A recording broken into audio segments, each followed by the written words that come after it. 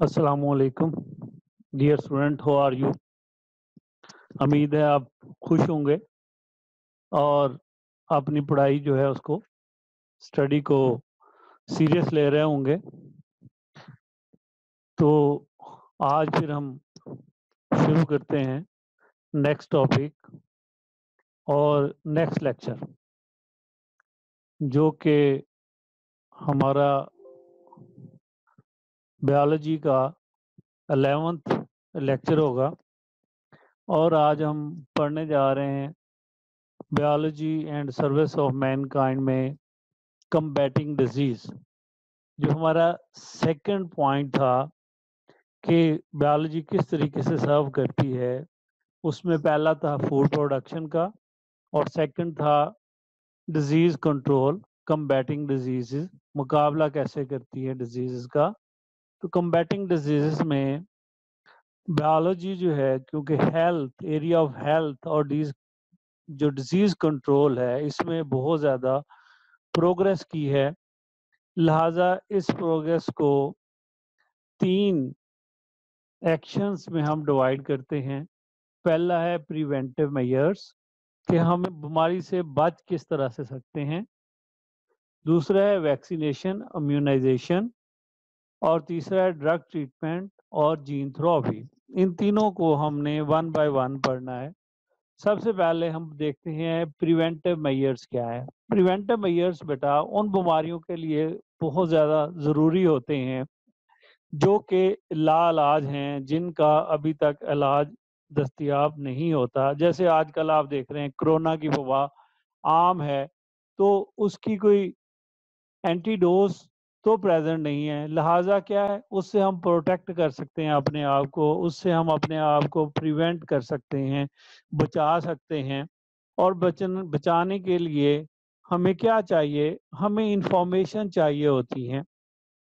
किसी भी डिजीज से बचने के लिए हमें 2 तरह की इंफॉर्मेशंस जो होती हैं वो रिक्वायर्ड होती हैं। और ये बहुत अहम है, क्योंकि बायोलॉजिकल साइंस ने जैसे जैसे तरक्की की है, एडवांसमेंट हुई है, तो उसकी मदद से हम रिसर्च की मदद से इन चीज़ों को डिटरमिन कर लेते हैं। सबसे पहले हमें क्या पता होना चाहिए, हमें पता होना चाहिए कि इस डिजीज़ के साथ कौन सा एजेंट ऑफ डिजीज़ जो है वो कनेक्टेड है। हमें पता होना चाहिए कौन वायरस है, बैक्टीरिया है या फंगस की डिजीज़ है, या किस चीज़ से डिजीज़ जो है वो फैल रही है, उसका एजेंट कौन सा है। जैसे कि ये कोरोना वायरस, जैसे मैंने आपको पहले कहा, आजकल मशहूर काम चल रहा है, तो कोरोना जो है वो कोरोना कोरोना हो रही है, तो लिहाजा कोरोना जो है वो इम्पोर्टेंट है। दूसरा सेकंड पॉइंट, हमें मोड ऑफ ट्रांसमिशन का पता होना चाहिए, क्योंकि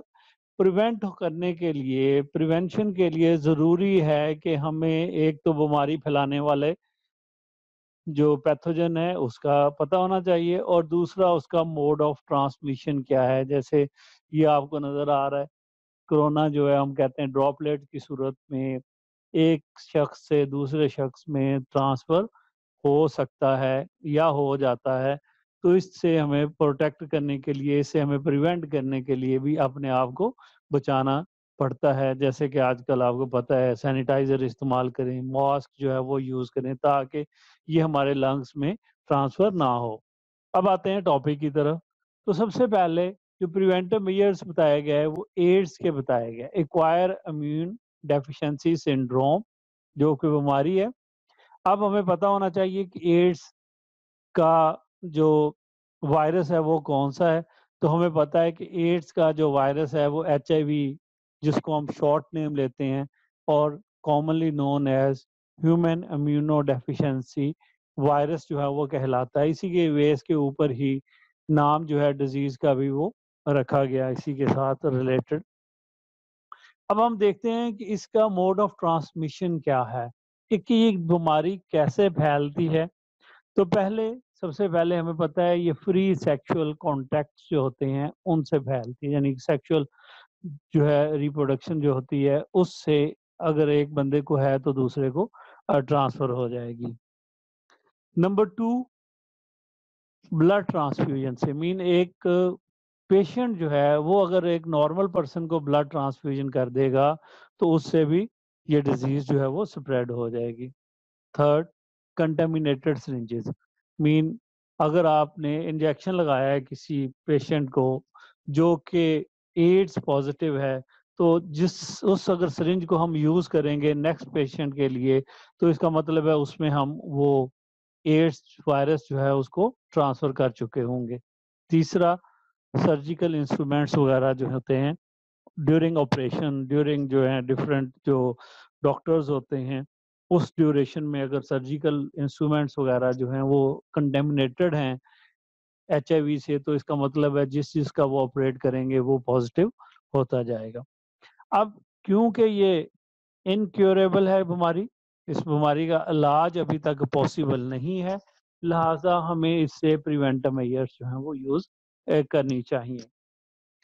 اس کے بعد نیکسٹ جو بیماری ہے ہماری وہ ہے ہائپیٹائٹس، جو ہمارے سلیبس میں کورس میں شامل ہے. ہائپیٹائٹس، ہائپیٹائٹس کی بہت ساری فارم ہے. Hepatitis A B C D E F G H.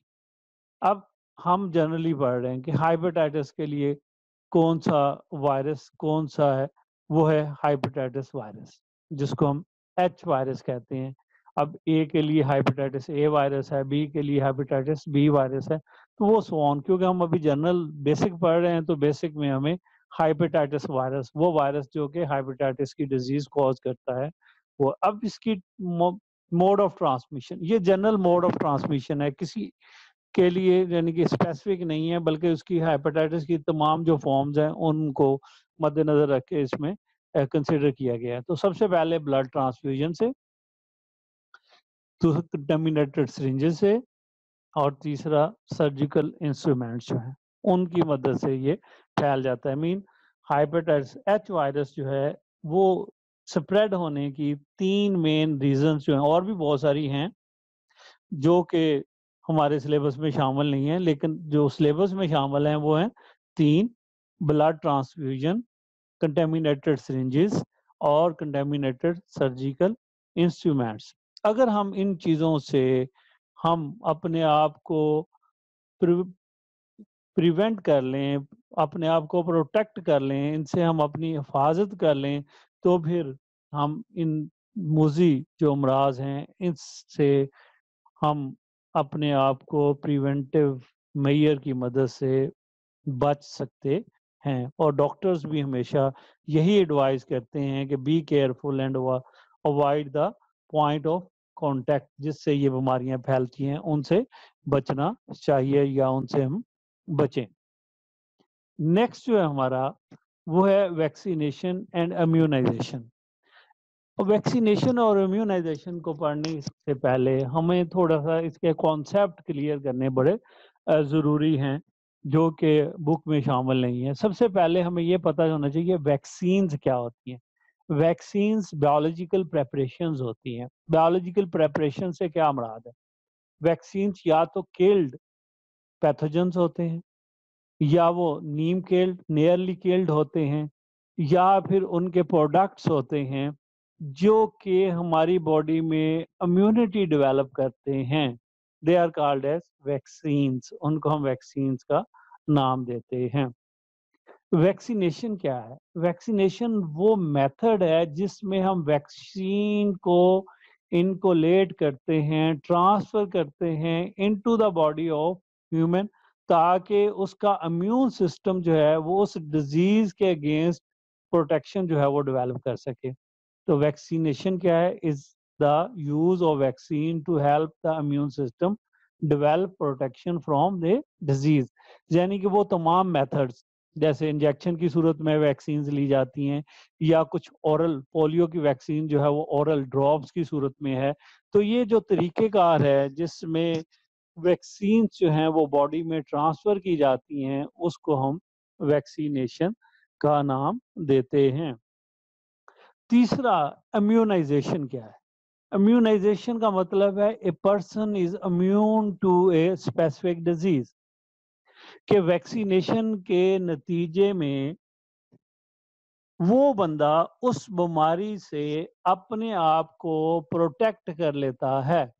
جیسے کہ آپ کو پتہ ہے اب تو ہائپیٹائٹس کی ویکسینیشن جو ہے یا ویکسینز جو ہیں وہ بھی اویلیبل ہیں، پولیو کی ویکسینز جو ہے وہ اویلیبل ہیں، اسی طرح سے ممپس کی، میزلز کی یا دوسرے جو اور بیماریاں ہیں ان کی ویکسینز اویلیبل ہیں، اور عام طور پہ آپ نے کو بھی لگے ہوں گے، بچپن میں 5 انجیکشنز لگتے ہیں اور ہم پھر ان بیماریوں سے اپنے آپ کو پروٹیکٹ کر لیتے ہیں، تو پھر وہ لائف ٹائم ہمیں بیماریاں کوز نہیں ہوتی۔ اب ہم آتے ہیں ٹاپک کی طرف۔ تو ٹاپک میں سب سے پہلے یہ بتایا گیا کہ کچھ ڈیزیزز ہیں جن کو کنٹرول کیا گیا بائی ویکسینیشن، اور وہ کون سی ہیں؟ پولیو ہے، ووفنگ کف ہے، میزلز ہیں، ممپس ہیں اینڈسیٹرا، اور یہ تمام کی تمام ویکسینیشن کی مدد سے دنیا سے کنٹرول کی گئیں۔ ایسے ہی سمال پاکس کے متعلق بھی آپ نے سنا ہوگا، اس کو بھی دنیا سے ایریڈیکیٹ کر دیا گیا، مین ختم کر دیا گیا۔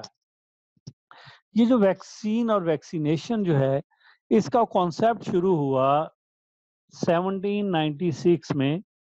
ایک سائنٹسٹ تھا ایڈورڈ جینر، اس نے یہ ٹیکنیک جو ہے وہ ڈیولپ کی اور اس کی مدد سے پھر آگے اس میں ترقی ہوتی گئی۔ ایڈورڈ جینر جو تھا اس نے دیکھا کہ کاؤ پاکس کی ایک بیماری ہے جو کہ کوز کو لگتی ہے، اور اس نے دیکھا کہ وہ لوگ، یہ ایک چھوٹی سی سٹوری ہے کہ وہ لوگ جو کہ یہ جانوروں کے ساتھ، ان کیٹلز کے ساتھ ریلیٹڈ ہیں، جو ان کا دودھ نکالتے ہیں، یا وہ لوگ جو ان کو چارہ وغیرہ ڈالتے ہیں، پانی پلاتے ہیں، ان کو نلاتے ہیں، ان لوگوں کو یہ بیماری نہیں لگتی، جبکہ عام پرسن میں جو کہ اس کے ساتھ کنیکٹڈ نہیں ہے ان کو یہ بیماری بڑی جلدی لگ جاتی ہے۔ تو اس کے متعلق زیادہ جو ہے وہ پھر آپ 6 چیپٹر میں پڑھیں گے۔ تو اس نے اس کو پھر ڈیولپ کیا جس کو ویکسینیشن کا نام اس نے دیا، جو کہ ڈیولپمنٹ ہے۔ اب نام بھی اس کا کو پاکس سے ہی ہے، ویکا کو کہا جاتا ہے، لیٹن ورڈ ہے جس سے پھر یہ ویکسین بنا نام۔ اب ہوتا اس میں کیا ہے، سائنٹسٹ کا یہ خیال ہے کہ اگر ہم ویکسینیشن کریں گے تو پھر یہ پاسبل ہے کہ جو بیکٹیریل یا وائرل ایپیڈیمک ہیں یا پینڈیمک ہیں، جس سے یہ پوری وبا کی طور پہ پھیلتی ہیں، ان کو کنٹرول کرنا بہت آسان ہے کہ ہم وائرل اور بیکٹیریل ایپیڈیمکس کو کنٹرول کر سکتے ہیں بائی انٹروڈیوسنگ دا ویکسینز۔ لہٰذا وہ تمام لوگ، پیپلز جو ہیں وہ کیا ہو جائیں گے، وہ امیون ہو جائیں گے ویکسینیشن سے، لہٰذا ان لوگوں کو یہ بیماری نہیں ہوگی۔ اور اسی بیس کے اوپر سائنٹسٹ نے یہ کلیم کیا ہے کہ اسمال پاکس جو ہے اس کو دنیا سے ٹوٹلی جو ہے وہ ختم کر دیا گیا ہے، لیکن تھرڈ ورلڈ کنٹری جیسے پاکستان ہے تو اس میں ابھی بھی ہم لوگوں کو یہ ہو جاتی ہے، لیکن WHO ورلڈ ہیلتھ آرگنائزیشن کا یہ کلیم ہے کہ اس بیماری کو ہم نے پوری دنیا سے ختم کر دیا ہے۔ اور سائنٹسٹ جو ہیں، جیسے کہ ایڈز، ابھی ہم نے تھوڑی دیر پہلے پڑھا کہ ایڈز جو ہے وہ انکیوریبل ہے، کیونکہ ابھی تک اس کی ویکسین جو ہے وہ ڈسکور نہیں ہوئی یا نہیں بنی کسی بھی دنیا میں، لیکن کچھ سائنٹسٹ جو ہیں وہ اس کو ایکسپیریمنٹل بیسس پہ اس کی ویکسینز جو ہیں ان کو ٹرائل کر رہے ہیں، اور ایکسپیکٹڈ ہے کہ تھوڑے ہی عرصے میں اس کی کوئی نہ کوئی ویکسین جو ہے وہ اویلیبل ہوگی جس سے ہم اس بیماری سے اپنے آپ کو بچا سکتے ہوں گے۔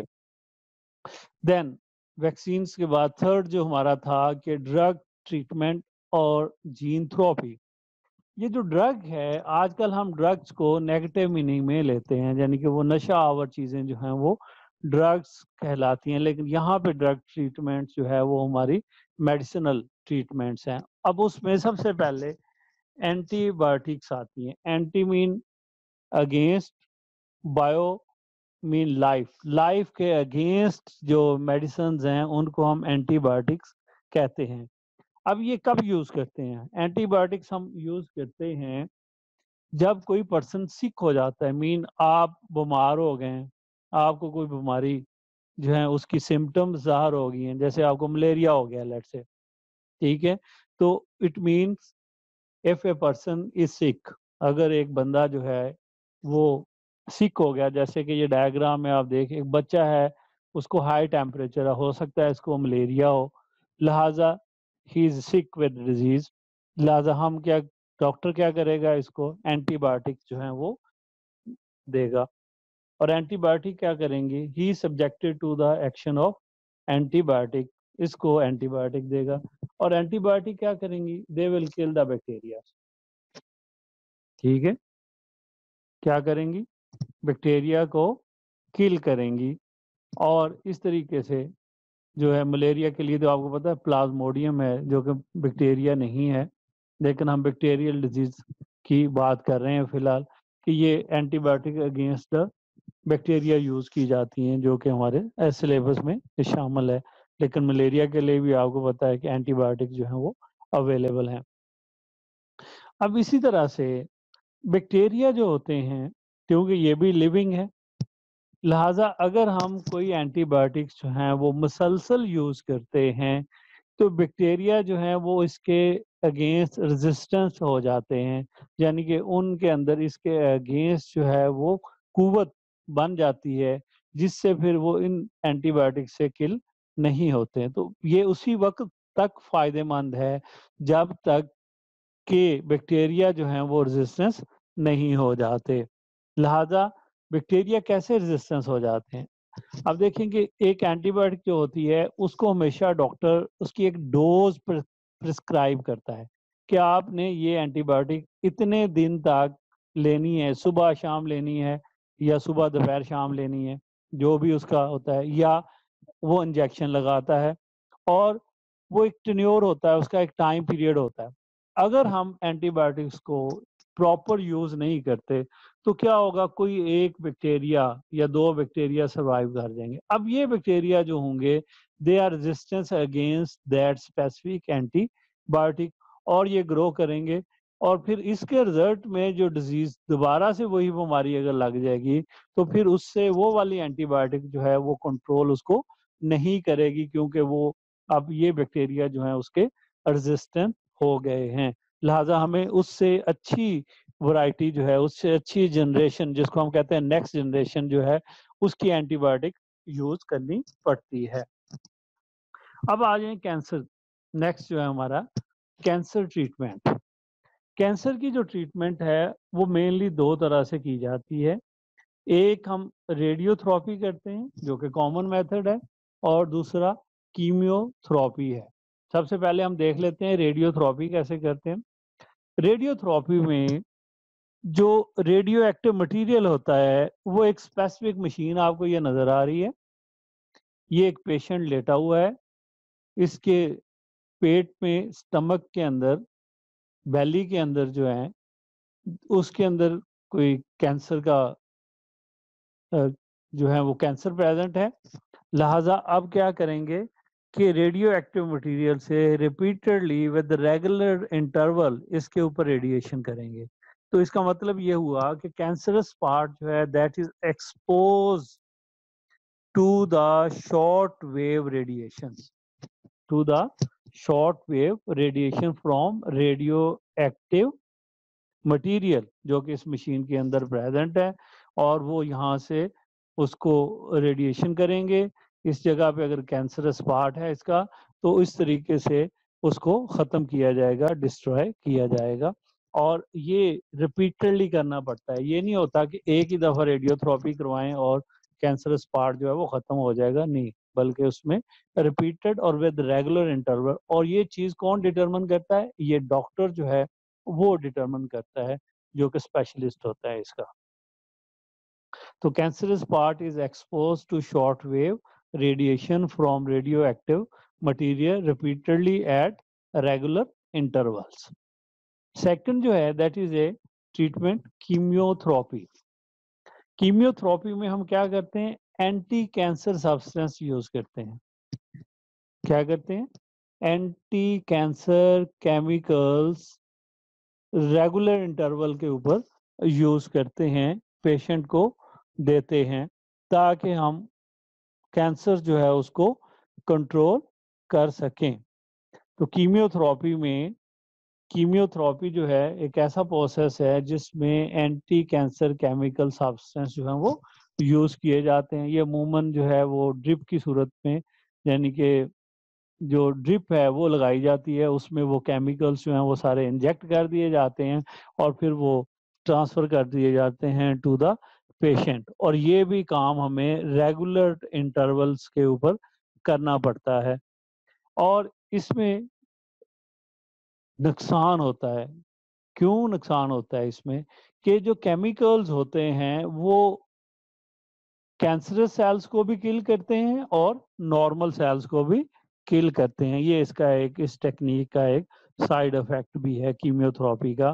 क्योंकि आपने देखा होगा जो लोग कीमोथेरेपी करवाते हैं, एक तो उनका कलर ब्लैक हो जाता है, दूसरे उनकी बॉडी के बाल जो होते हैं वो ख़त्म हो जाते हैं और वो थोड़े वीक भी हो जाते हैं, क्योंकि जो एंटी कैंसर केमिकल्स होते हैं ये बहुत स्ट्रॉन्ग होते हैं, लिहाजा ये कैंसरस सेल्स के साथ साथ नॉर्मल सेल्स जो हैं उनको भी डैमेज करते हैं।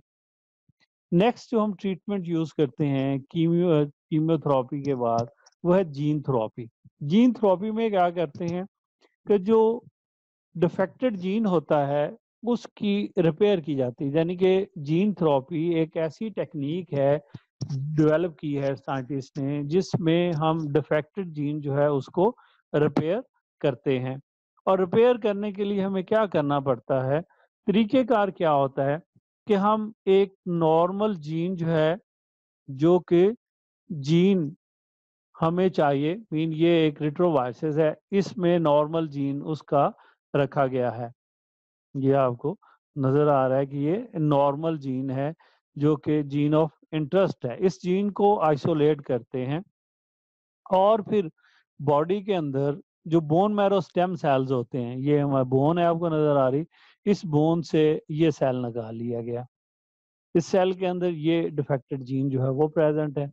अब इस सेल के ऊपर रेट्रोवायरस जो है उसको यूज़ किया गया, उसको इसके अंदर ट्रांसफ़र कर दिया गया, इंसर्ट किया गया और ये रेट्रोवायरस ने जाके अपना डीएनए जब ट्रांसफ़र किया और वो इसके साथ प्रोवायरस की सूरत में अटैच हो गया, तो उसके अंदर अब नॉर्मल जीन जो है वो ट्रांसफ़र हो गया। रिवर्स ट्रांसक्रिप्शन हुई और उसके रिज़ल्ट में वायलर रिकम्बिनेंट डीएनए बना, जो इस क्रोमोसोम के साथ जाके अटैच हो गया। अब क्या किया, इस सेल को लेके वापस रिटर्न कर दिया गया है बाय यूजिंग इंजीनियरिंग, और उसको वापस स्टेम सेल जो है उसको वापस लगा दिया गया उसकी असली जगह के ऊपर, होस्ट सेल में, जिसको के कैंसर था या कोई और बीमारी भी थी। तो वो सारी बीमारियां जीन थेरेपी से भी क्योर की जाती हैं, जो कि पॉसिबल नहीं है नॉर्मली उनको आजकल नॉर्मली रूटीन में उनको ट्रीट करना।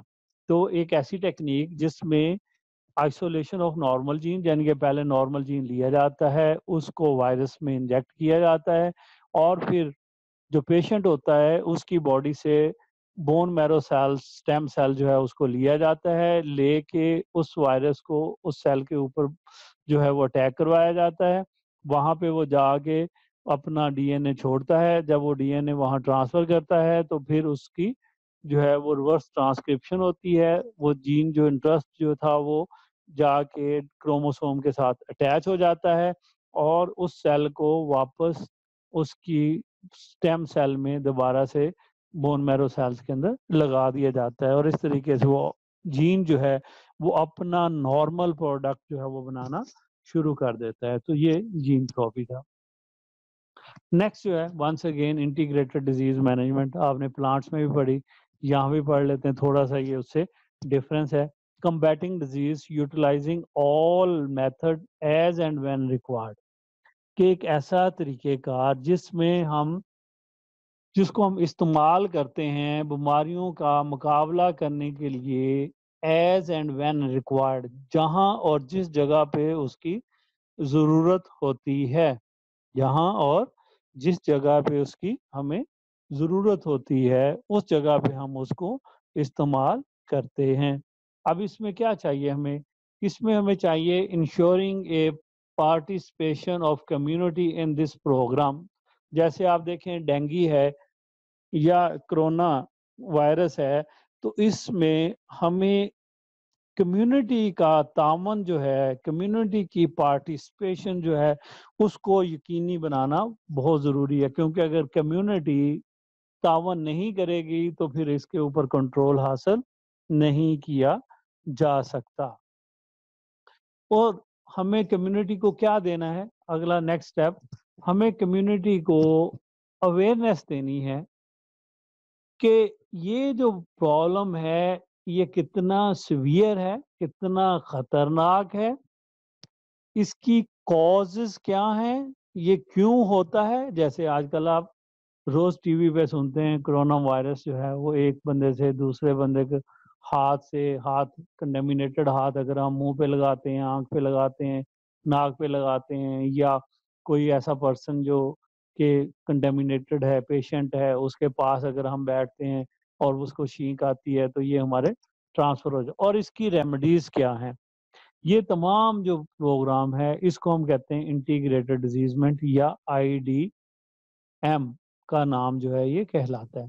और ये बहुत इफ़ेक्टिव प्रोग्राम होता है। अगर इसमें कम्युनिटी प्रॉपरली इंश्योर करे अपनी पार्टिसिपेशन और हम प्रॉपरली उनको कन्वे कर सकें कि ये बीमारी कितनी खतरनाक है और इसके नुकसानात क्या हैं और इसकी कॉज़ क्या है और रेमेडीज़ क्या हैं, तो फिर ये एक बहुत इफ़ेक्टिव प्रोग्राम होता है जो कि किसी भी खतरनाक बीमारी को कंट्रोल करने में बहुत मदद देता है। जैसे कि आपने पिछले साल 2-3 साल पहले डेंगू का बड़ा चर्चा हुआ था, तो उसको कंट्रोल करने के लिए एक बहुत कम्युनिटी में अवेयरनेस दी गई और उससे फिर उसको कंट्रोल, ऐसे ही कोरोना है, ये करंट प्रॉब्लम है, इसको भी इंशाल्लाह इसी तरीके से हम कंट्रोल करेंगे।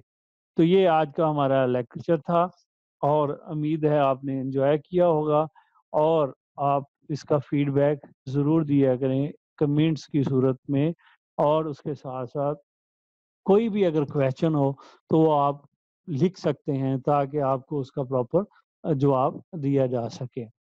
तो थैंक यू, आज के लिए बस इतना ही है। Thank you very much. Allah